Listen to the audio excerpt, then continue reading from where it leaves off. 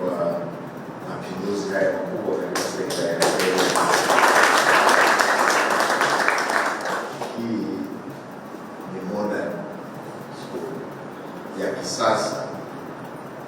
Kote tulikopita tumeona maabara za kisasa, library ya kisasa, madarasa ya kisasa, hata madawati ya kisasa, viti vya kisasa, kila kitu. Na hii ina maana kubwa sana kwa kuandaa jamii ya kisasa.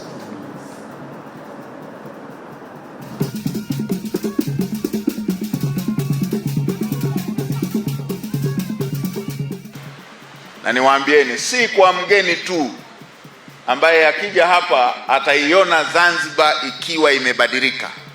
Hata ninyi wenyewe mnaiona Zanzibar ikiwa imebadilika.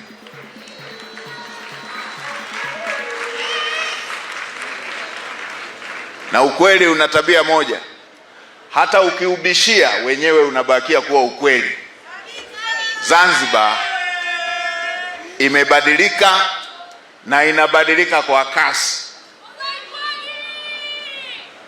na haya anayofanya si manufaa binafsi, ni manufaa kwa Wazanzibari wote.